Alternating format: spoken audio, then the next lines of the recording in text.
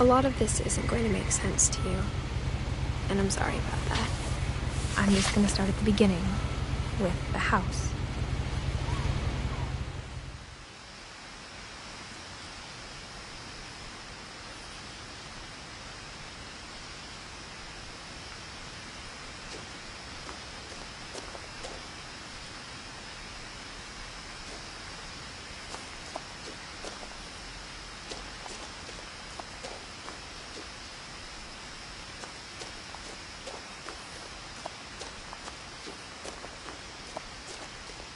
I lived here until I was 11, but I wasn't allowed inside half the rooms.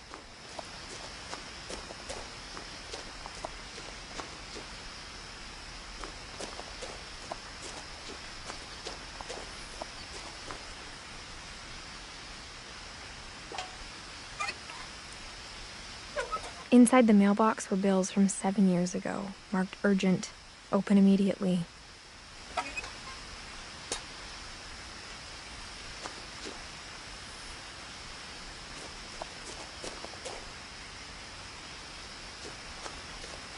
I hadn't been back since my brother Lewis's funeral.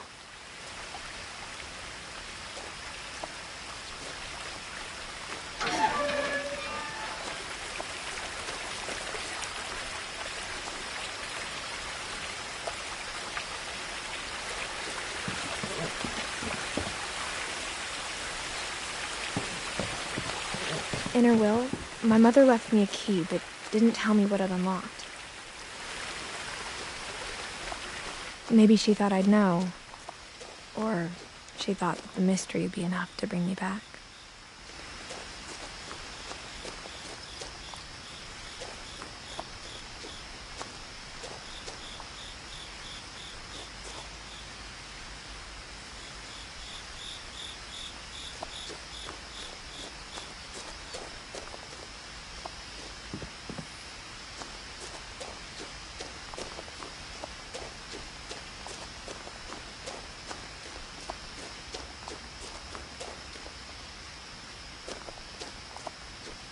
No one had driven this way in a long time, but I saw a few hoof prints.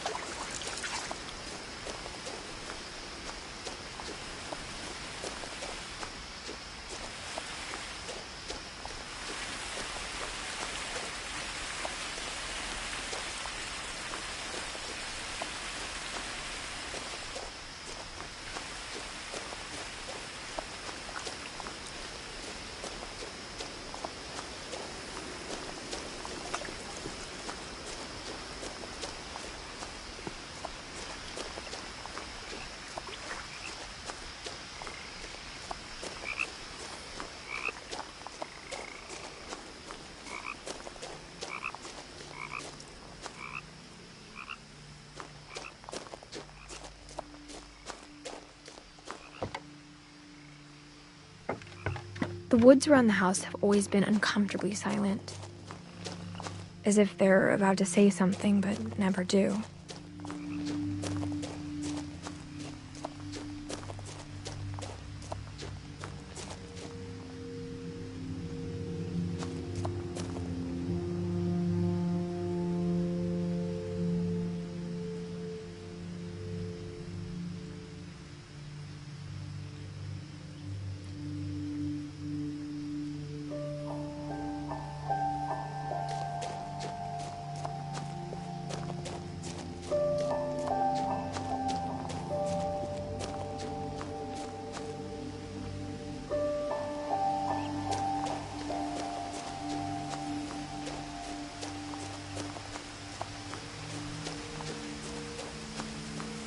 But now I had questions about my family that only the house knew the answers to.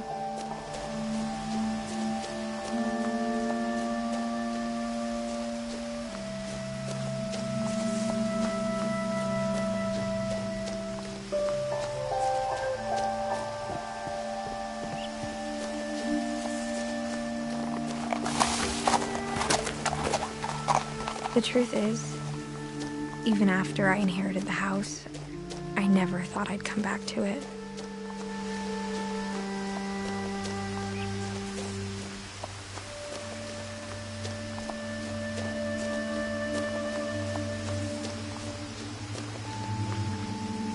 The house was exactly like I remembered it, the way I'd been dreaming about it.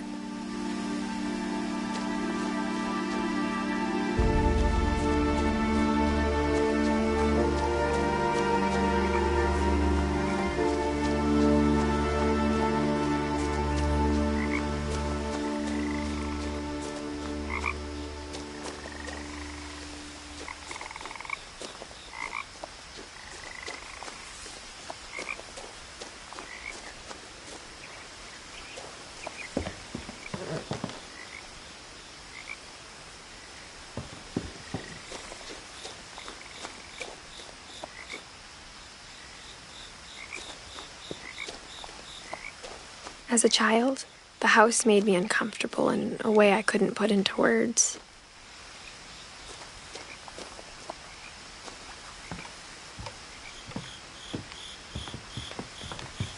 Now, as a 17-year-old, I knew exactly what those words were. I was afraid of the house.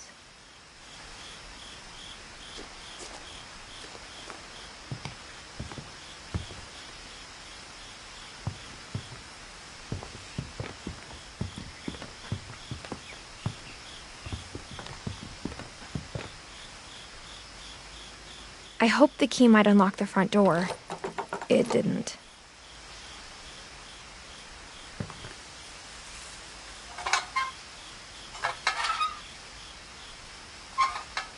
Looking in, I felt like the house itself had been waiting for me.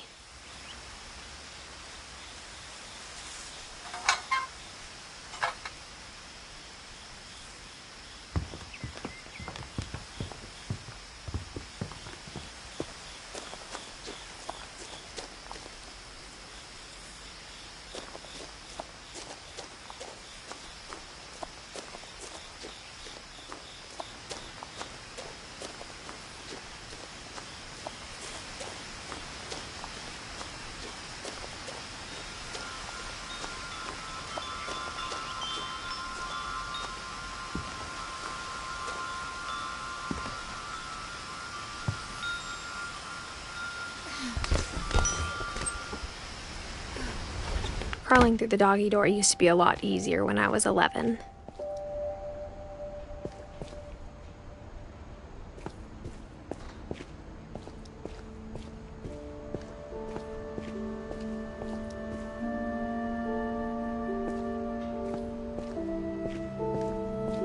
For the first time in years, I felt like I was home.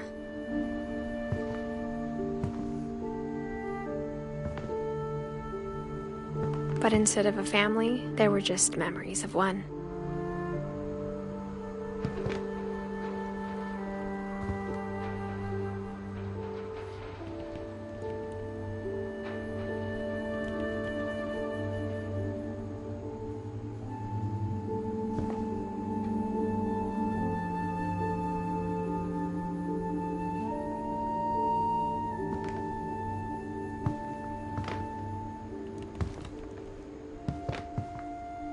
Like how only one restaurant would deliver to our house, so we had Chinese a lot.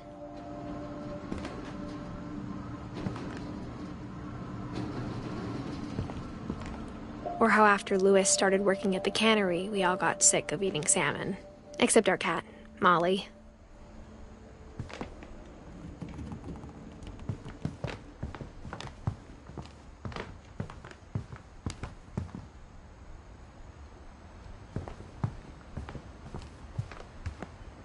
The table was still a wreck from the night we left. It was like a bomb had gone off, killing everyone but sparing the furniture.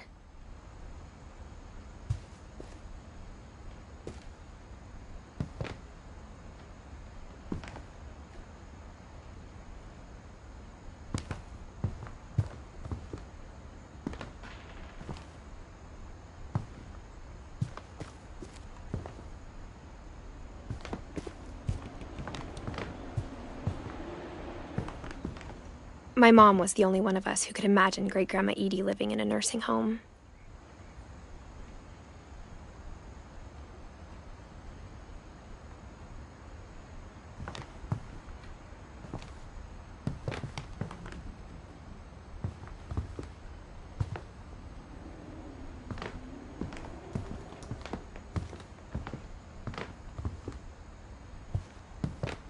Nothing in the house looked abnormal. There was just too much of it, like a smile with too many teeth.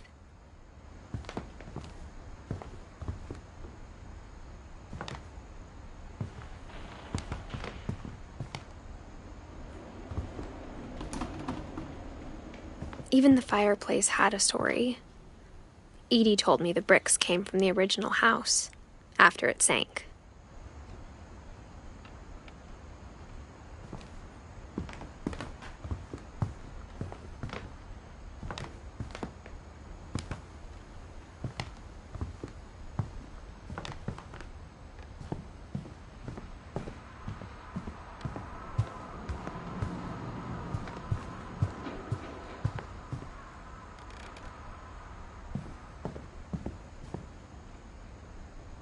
Mom always told me to stay out of the basement, so I wasn't too surprised when the key didn't fit.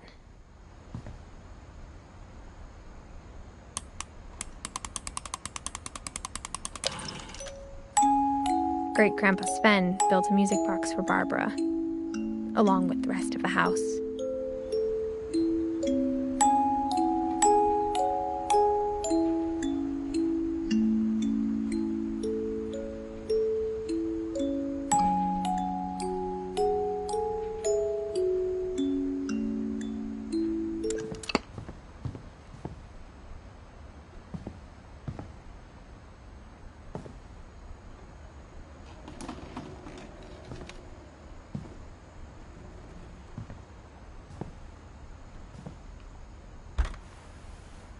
Edie told me once that every Finch who ever lived is buried somewhere in the library.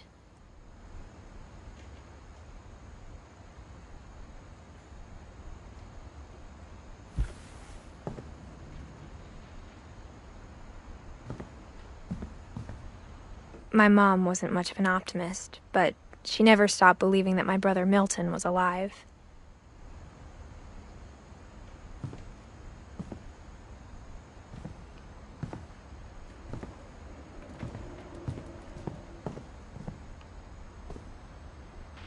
After Milton disappeared, Mom sealed up all the bedrooms. Then Edie retaliated and drilled peepholes.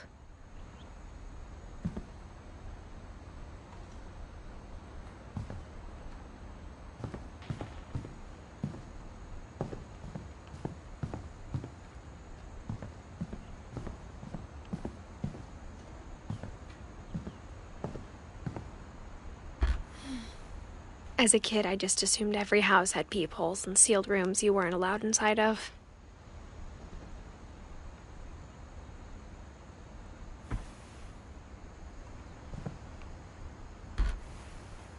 My Grandpa Sam spent 7 years sharing a room with his dead brother, Calvin.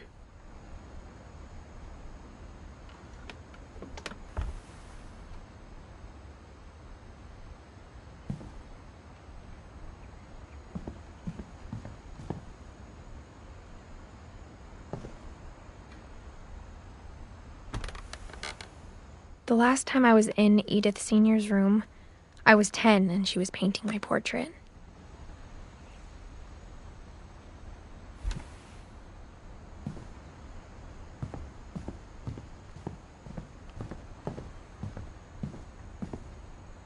Whenever people ask me about my family, the first thing they always want to know about is Barbara.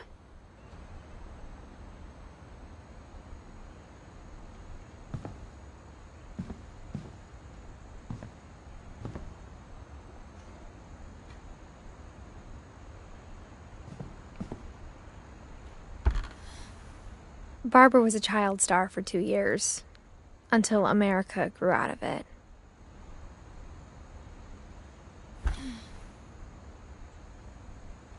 Edie's father, Odin, built the original house.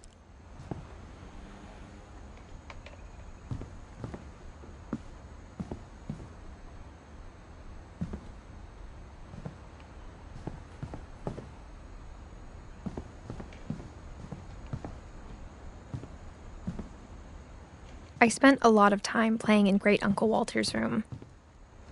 I think my mom sometimes regretted not sealing it up.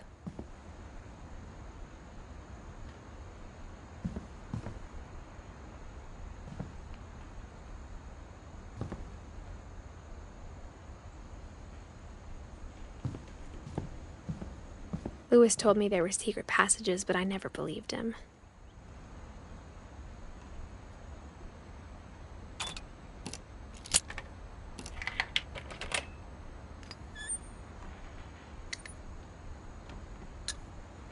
Turns out, my mom was really good at keeping secrets.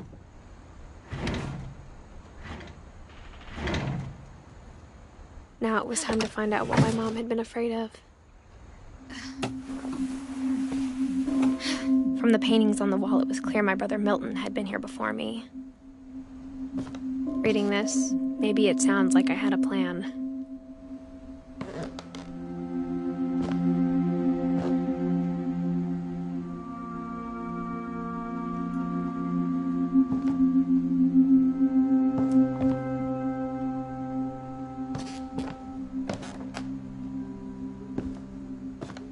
But I had no idea what was behind that door.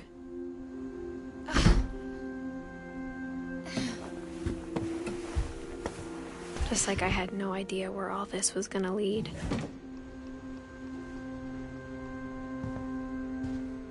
I grew up looking at Molly's room through the peephole.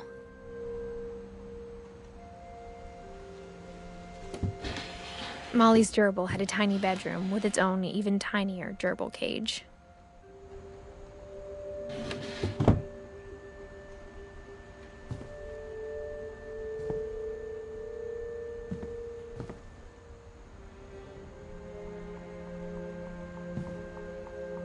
Being inside for the first time, I felt like I'd stepped behind a painting.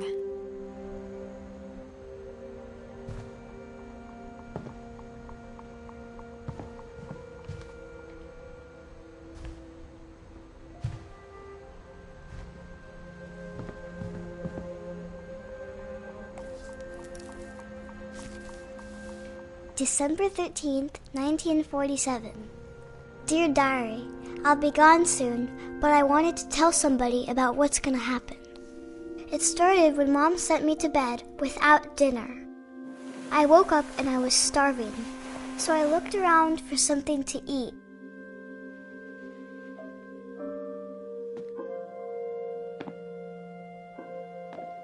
My Halloween candy was all gone.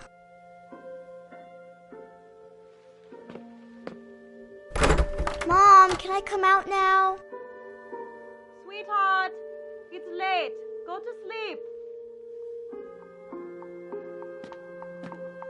The gerbil food was dry, but I didn't mind it.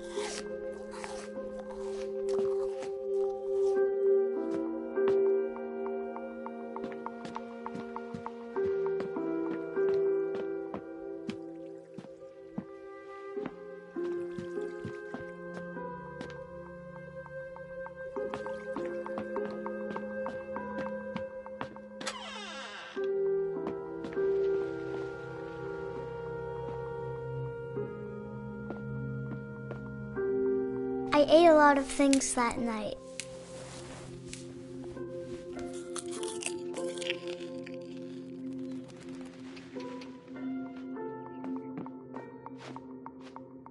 I kept eating and eating.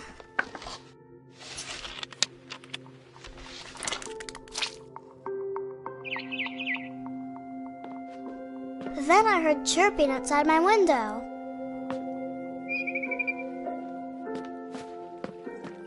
It was a barn swallow going back to her nest.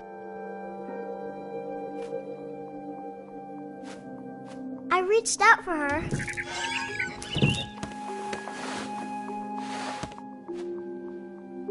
And suddenly,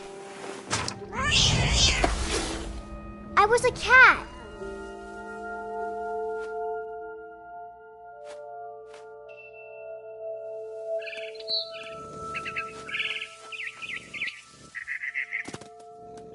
I tried to be quiet, but the bird was really scared.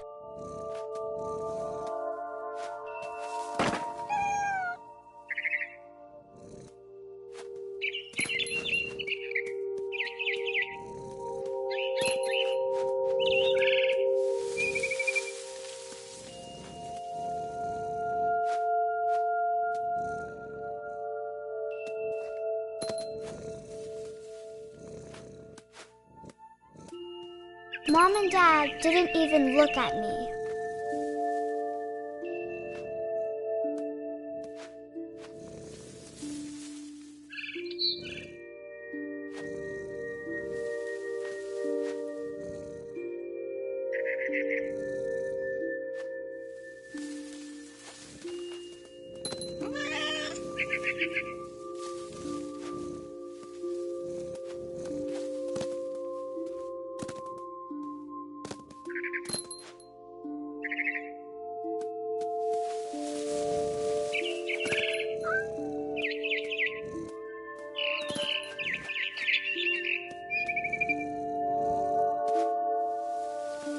I jumped and I almost got her.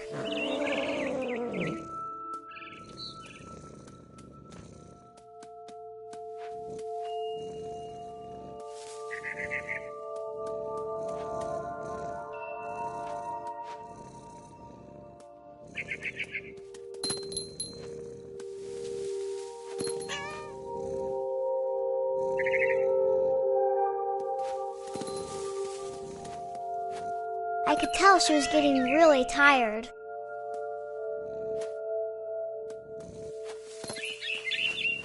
Now I was up in the big tree. I promised Dad I wouldn't climb it anymore. All I cared about was eating that mama bird.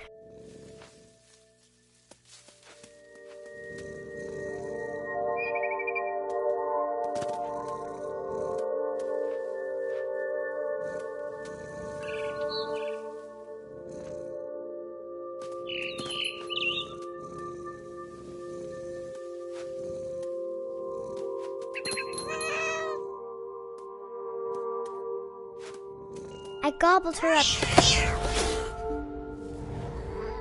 And suddenly, I was an owl. First, all I heard was the wind. Then I heard little teeth nibbling in the grass.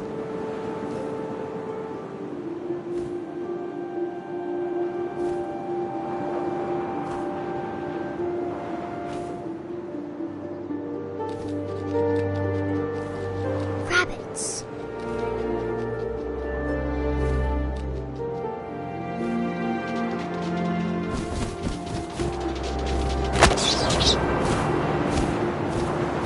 I imagined his face looking up and seeing mine through my talons. I swallowed him up, and I didn't chew one bit. Then I flew off to find something bigger.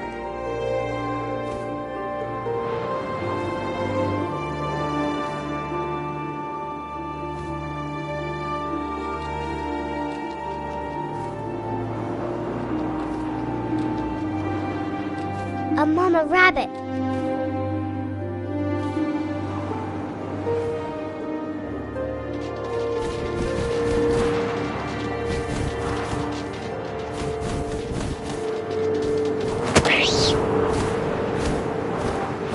She was almost too big to carry. I started choking, but I couldn't stop eating. And suddenly, I was a shark.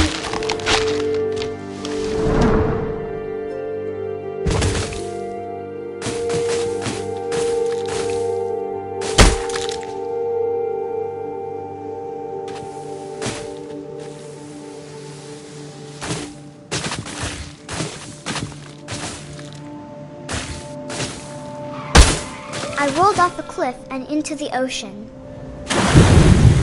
Now, I was hungrier than ever.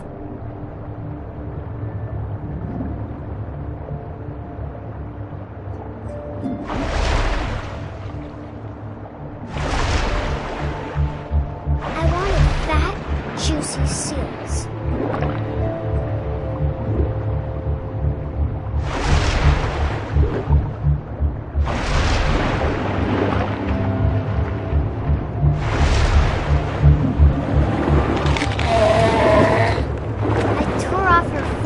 And it tasted really good.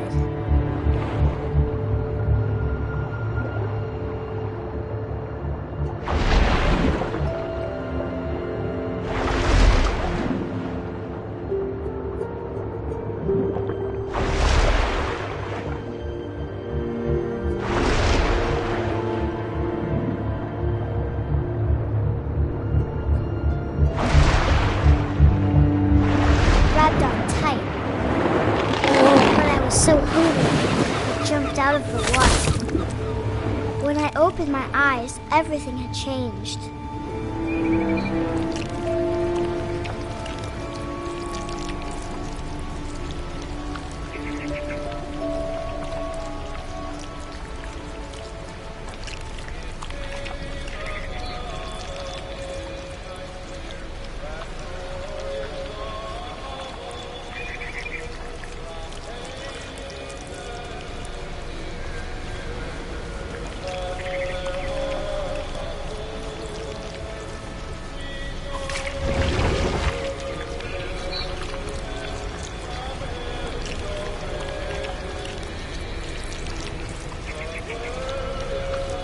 Now I was a monster, and I smelled people everywhere.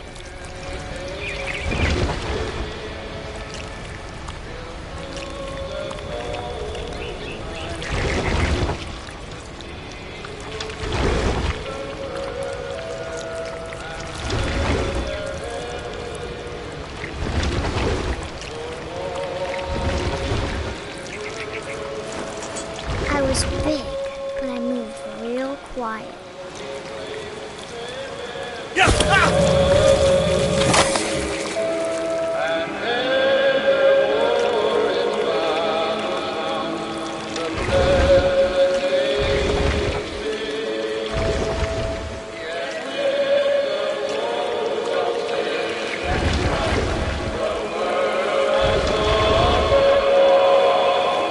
I wanted to stop, but also I didn't.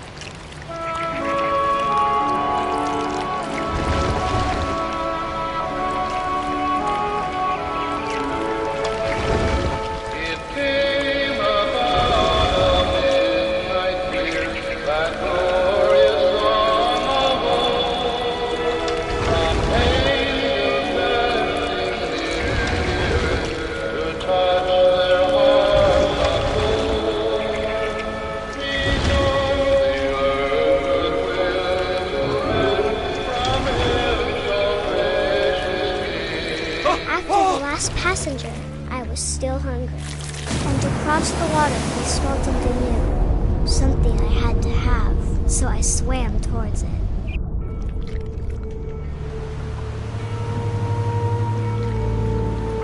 I slithered onto the sand, and the good smell went into an old pipe.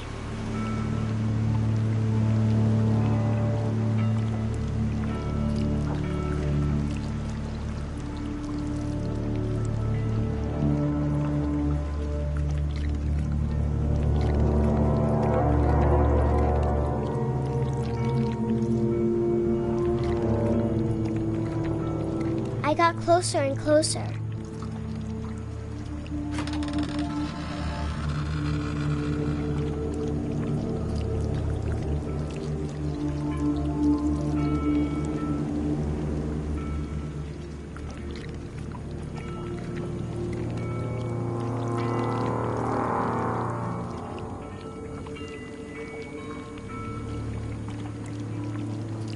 All my stomach started growling.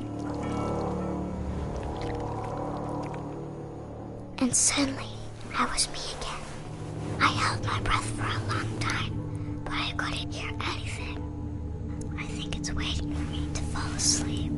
But it's not going to wait much longer. It needs to feed, and we both know I will be delicious.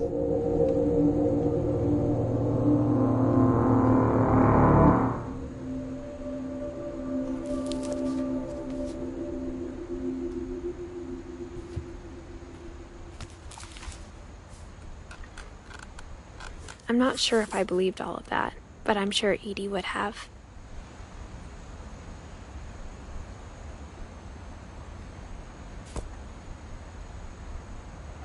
I got the sense Edie had spent a lot of time here, before my mom sealed the doors.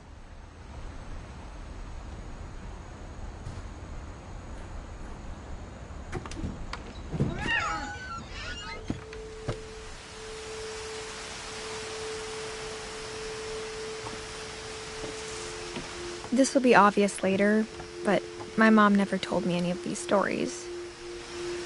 Edie would have, but Mom didn't like bringing up the past. Though, when we adopted a stray kitten, she was the one who named it Molly.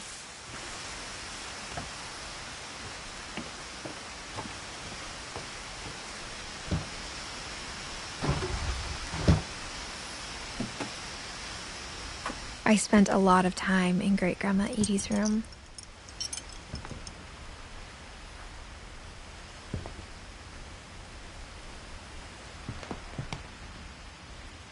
Louis died a week before we left, but Edie had already started to memorialize him. Edie knit me a new pair of gloves every year, just in time to replace the old ones.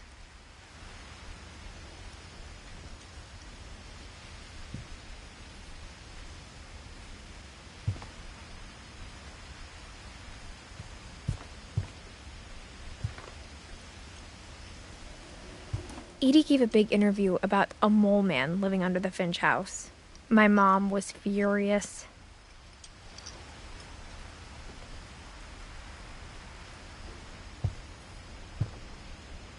One summer, they evacuated the island, but Edie refused to go.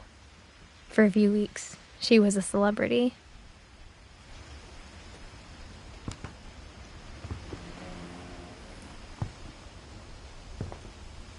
When Edie told people Sven was killed by a dragon, she could also have said he was building a dragon-shaped slide that collapsed. She could have, but she didn't.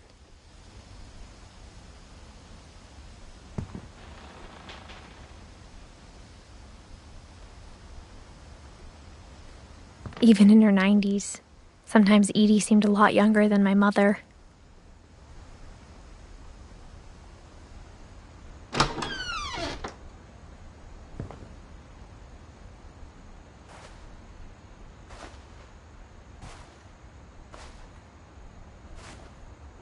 The only trace Grandpa Sam's first wife, Kay, left on the house was the pink bathroom. It was a pretty big trace.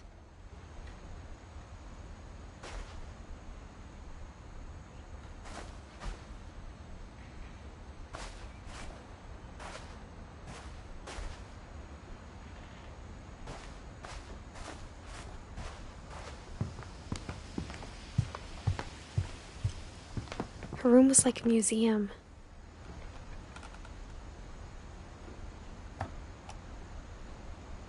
For 500 years, the Finches have been famous throughout Norway for their fortune and misfortune.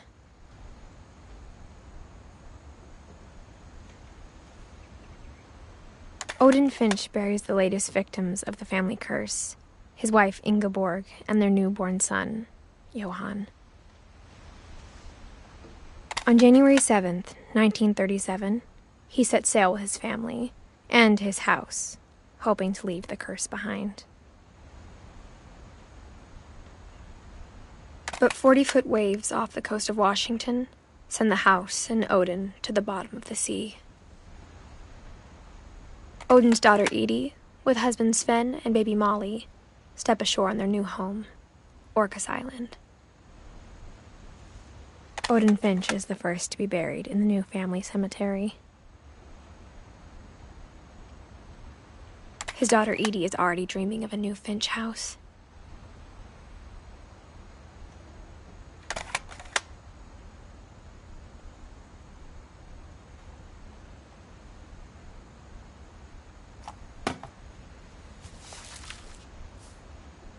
Whatever's wrong with this family, it goes back a long ways.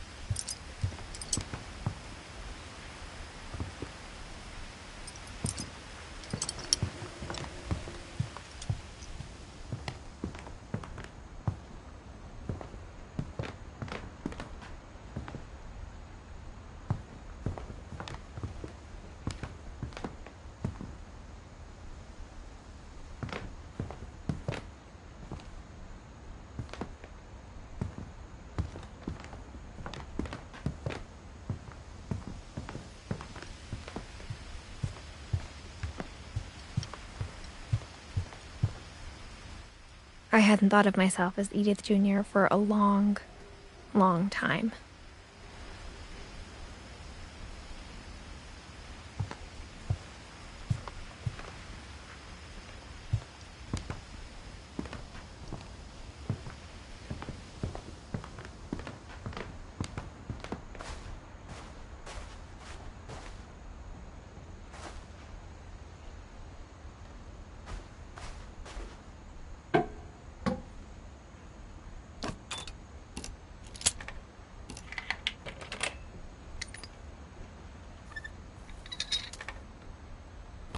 There's a secret in this bathroom. It's in the last place you would look.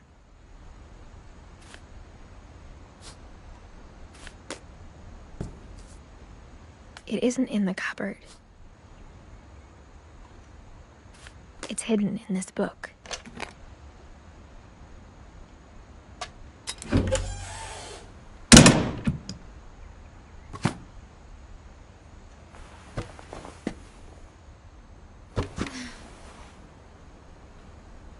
Sven gave Sam an old camera he'd refurbished. He never put it down.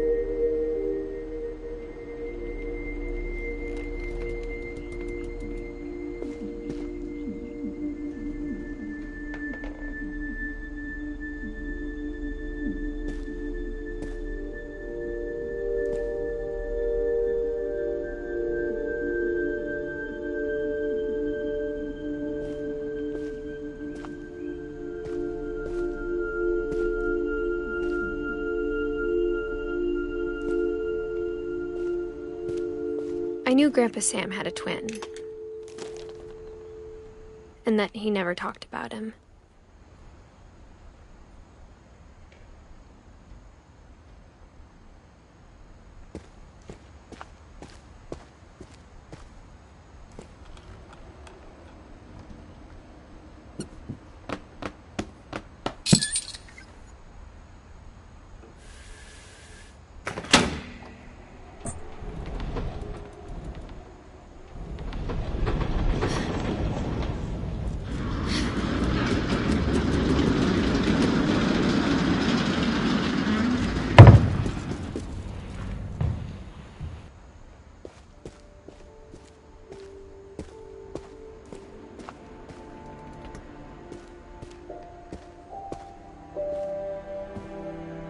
I guess my grandpa didn't like history any more than my mom did.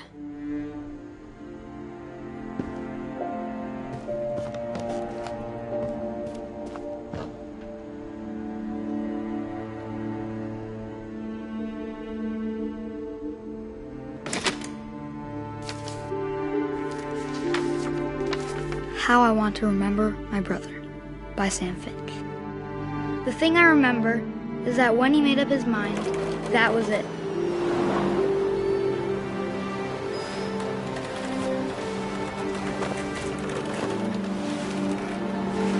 My brother said he'd die before he ate another mushroom, and he did.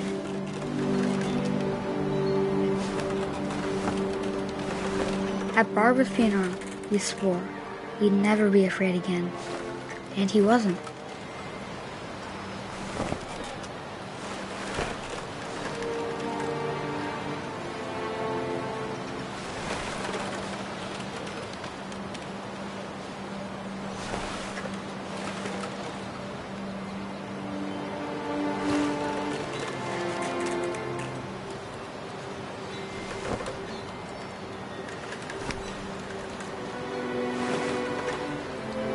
think Calvin always wanted to fly. Sam! Calvin! Dinner's ready! Coming!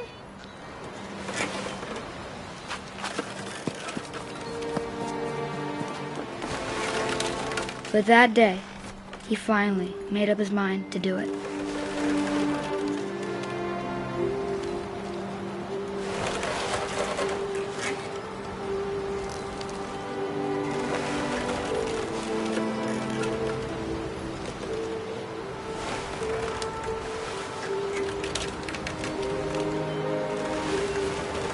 I told him going around was impossible.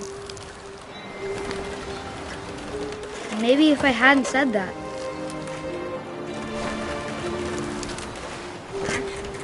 Calvin! I'm not gonna tell you again! Maybe if the wind hadn't picked up. Then maybe he'd still be here. But I doubt it. I think he'd already made up his mind.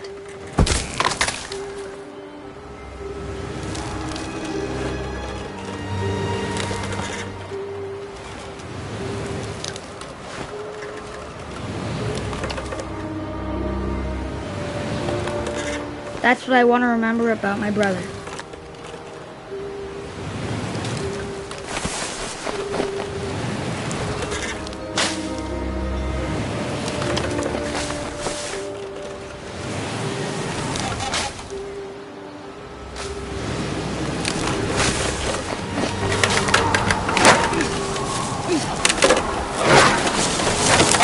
The day he made up his mind to fly, and he did.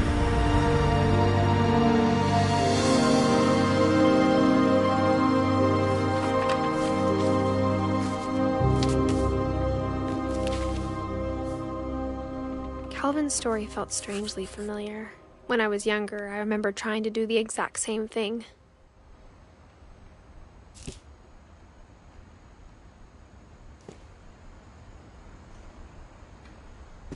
After the funeral, Edie roped off Calvin's half of the room.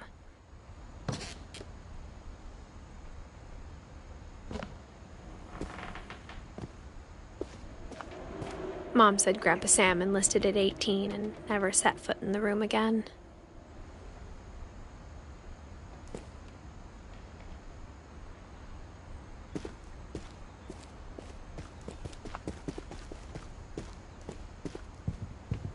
The passages were a pretty tight fit.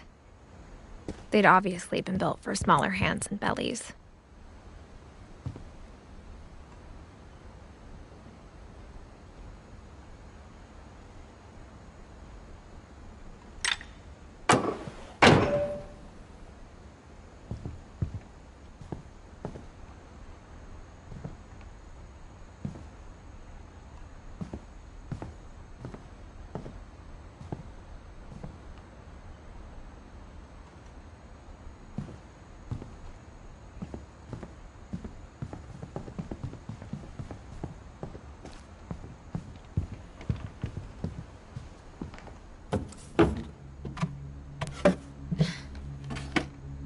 Growing up, I always thought of Barbara as a child star.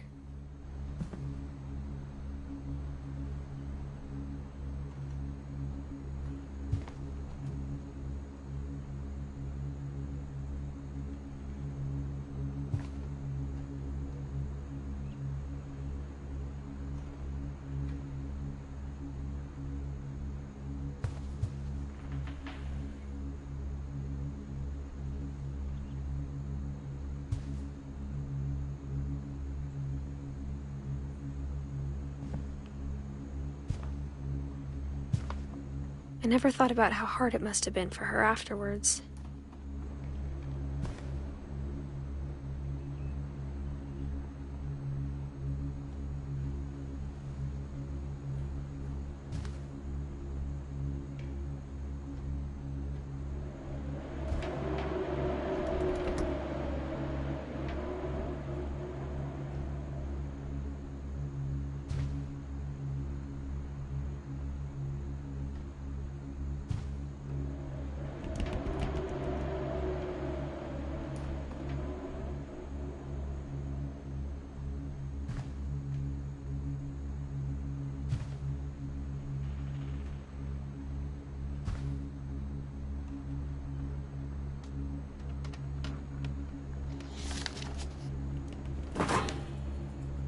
Of all the stories people wrote about Barbara's death, I'm surprised Edie saved this one.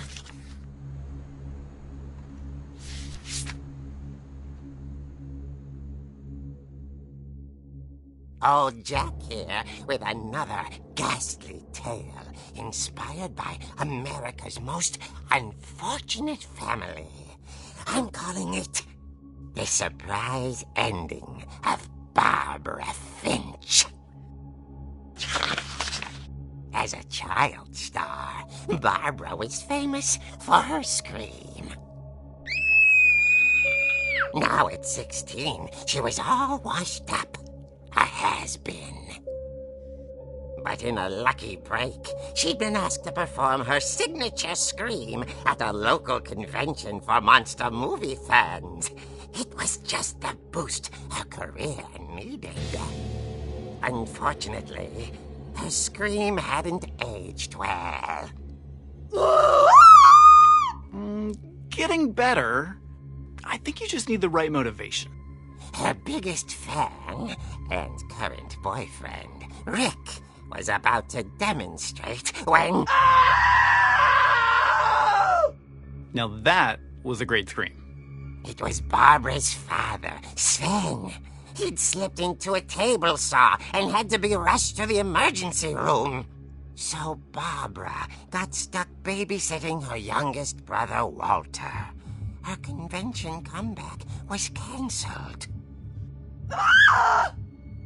Okay, I'm hearing frustration, but I'm not hearing terror. What if I tried... A gang of hoodlums in Halloween masks have been terrorizing Orcas Island tonight. Police are urging residents to... That came from the basement. You're right! Also, I loved your delivery on that. Why is your basement door locked? Because my dad likes making puzzles and secret passages. There's a key hidden in the music box. The secret is to keep winding and winding until finally the key pops out. Thanks, babe. I'll be back in a sec. 20 minutes later, Rick hadn't returned. So Barbara went to look for him, right on cue. She reached for the music box. And as she wound the key, she listened for Rick, but the house was silent.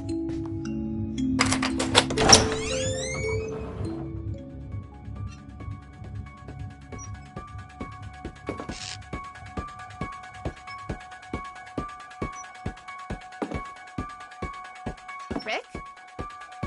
Are you okay? This isn't funny. She found Rick's crutch and imagined the worst.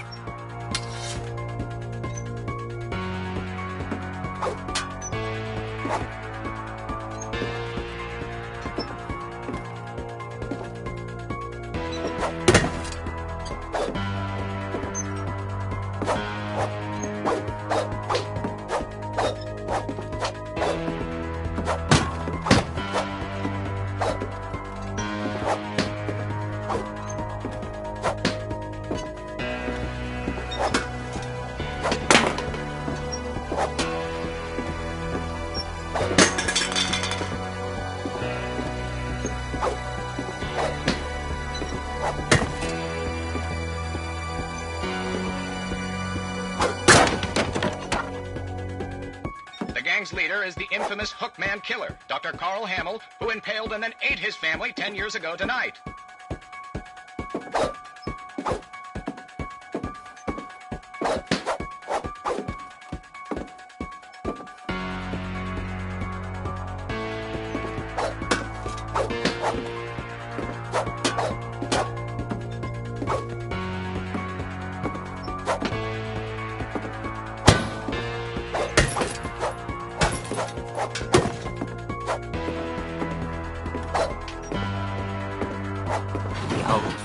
Rattled and grew still.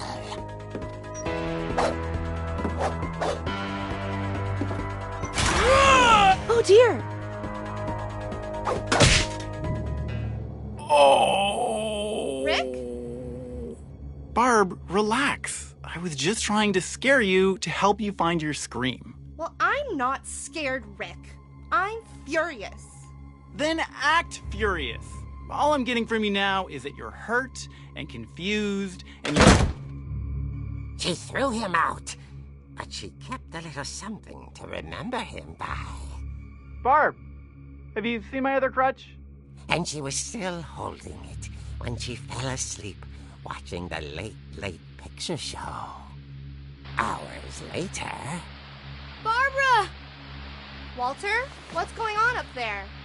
Ah! Okay, I'm coming up, but if this is a trick, you're dead, Walter.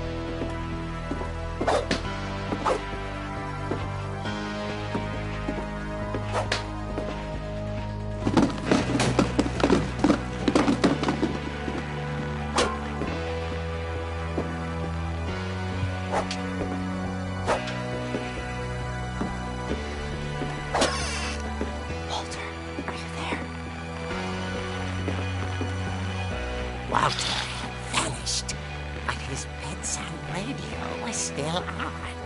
Orcas Island police describe the man as 6 feet tall, with a steel hook for a hand. Residents are urged to lock all doors and windows and notify the police of any suspicious activity.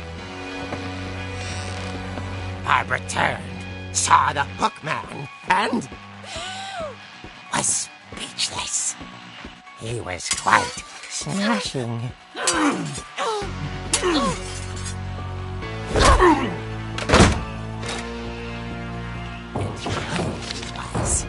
he couldn't get enough of Barbara. Okay, Barbara, there's gotta be another way out of here.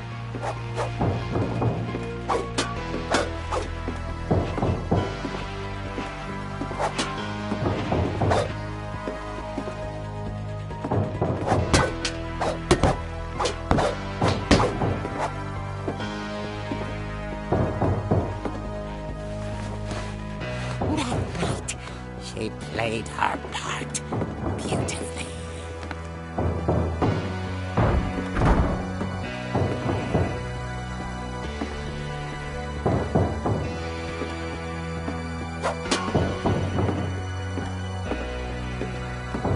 She thought about abandoning Walter, but just couldn't do it.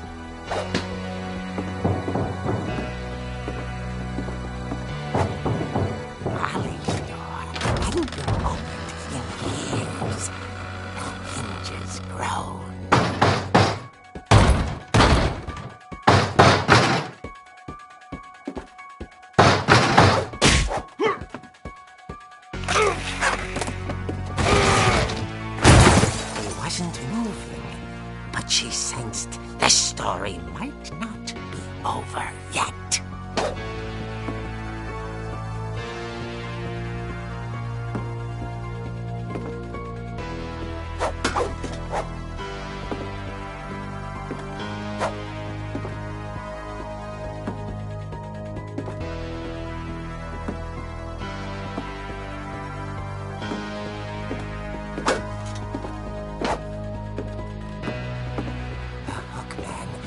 Vanished. She listened for his breathing, but all she heard was...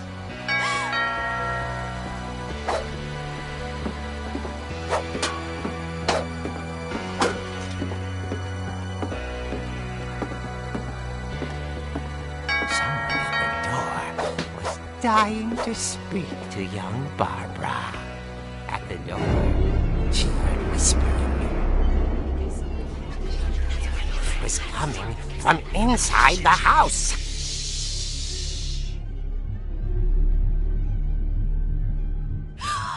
Oh dear. Surprise! Bravo, Barbara! You were wonderful! monsters had come to surprise her. For Barbara, it was a dream come true. Then she saw what kind of monsters they were, and she realized what was about to happen. She was going to be famous. And with her final breath, Barbara Finch gave the performance of her life.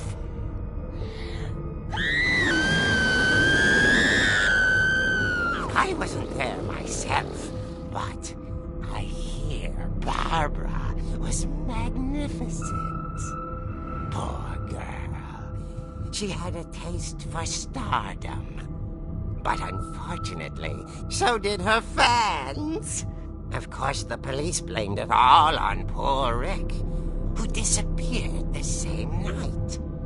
And little Walter? Hiding under his bed the whole time. He took it all pretty hard, but that's another story. As for Barbara, tucked inside the music box is all they ever found of her. Her ear. Now that's what I call a real eerie tale.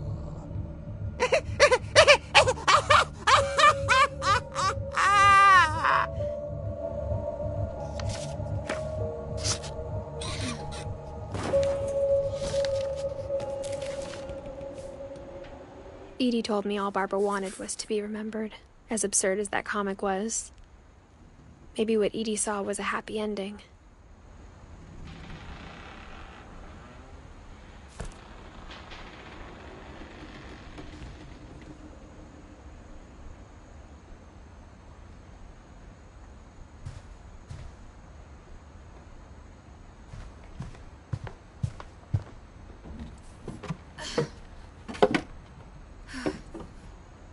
I guess now I know why Mom didn't like me playing with the music box.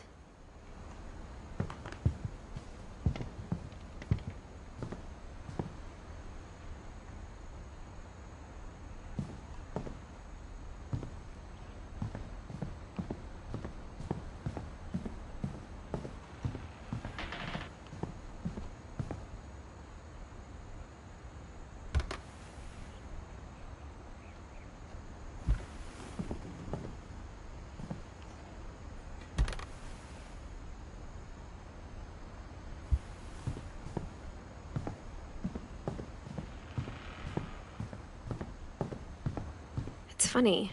All those times I played with the music box and never found the basement key.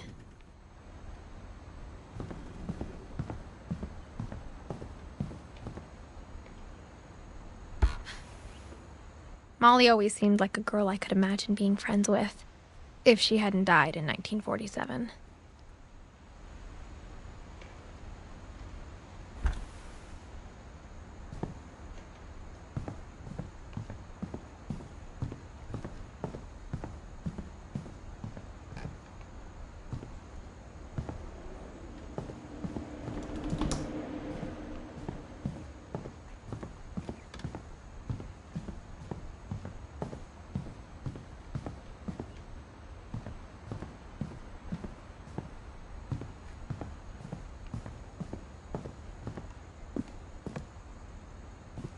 Mom must have locked the third floor stairs on the night we left. I wonder if that comic was right about there being a key inside the music box near the basement.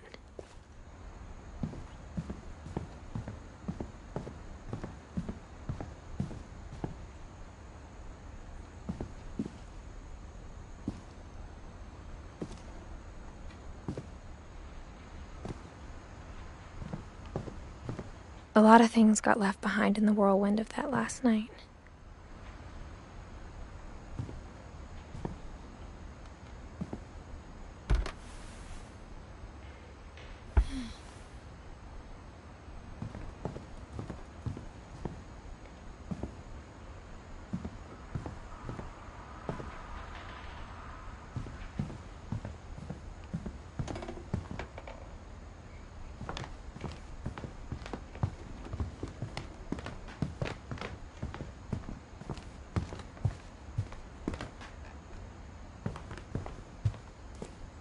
maybe I should go check out that music box down by the basement.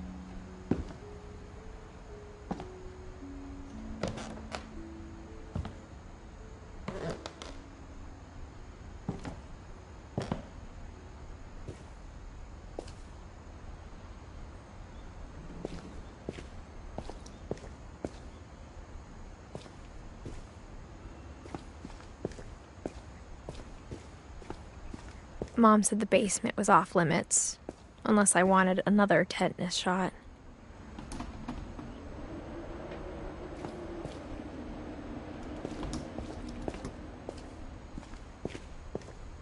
I saw Edie sneak down to the basement once, carrying packages.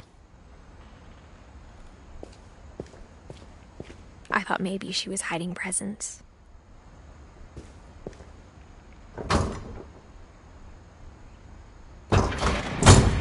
It turned out she was hiding a lot more than that.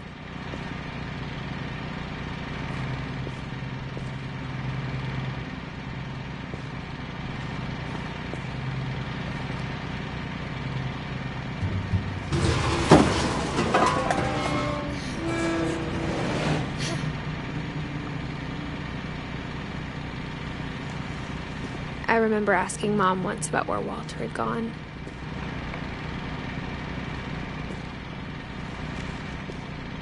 She said after Barbara died, he got as far away as he could.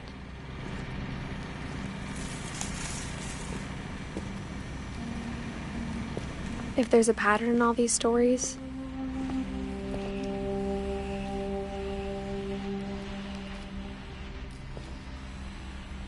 I think it's that none of us has gotten very far.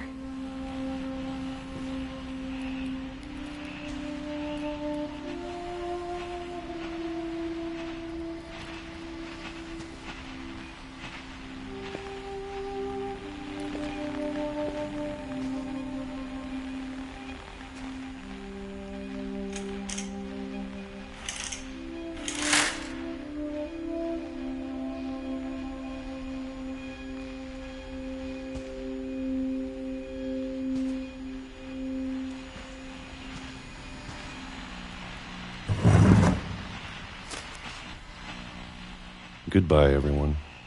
I can't believe I've been down here for 30 years. On that first day, after the shaking started, I didn't think I'd survive a week.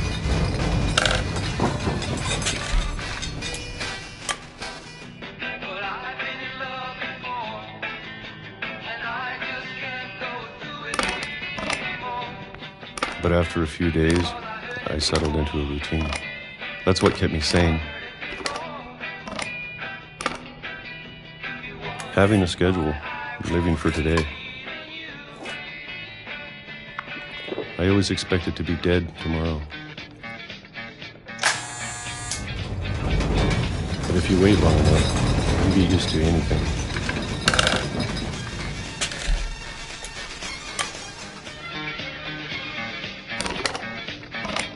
Even a monster on the other side of the door starts to feel normal. Almost friendly.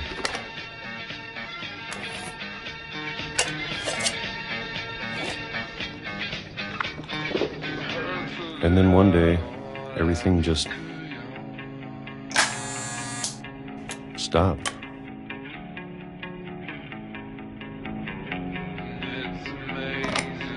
Whatever that thing was, it was gone.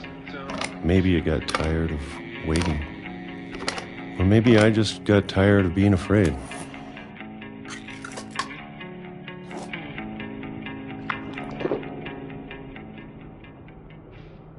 It's been a week now, the longest in 30 years.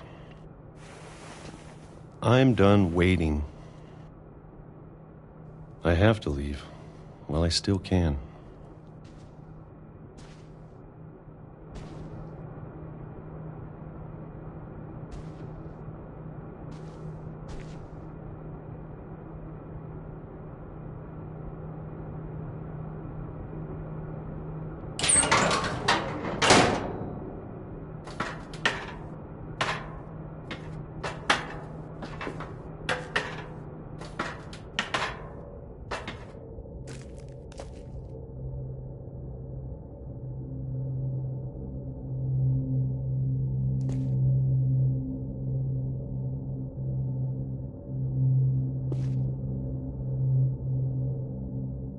I know it's out there, somewhere.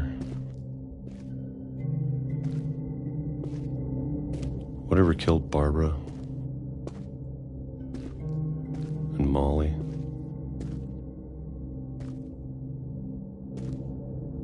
and Calvin.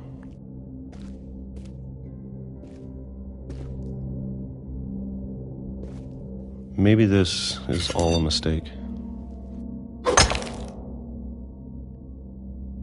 But I need to stop living the same day, even if it kills me.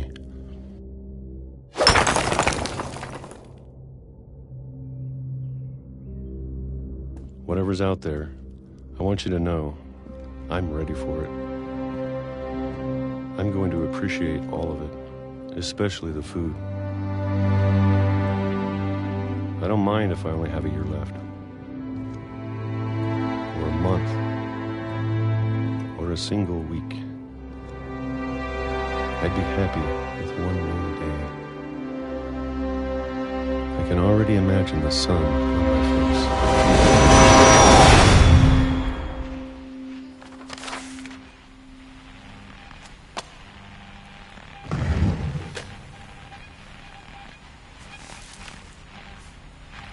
Walter died when I was 6. I can't believe my mom never told me he was down here.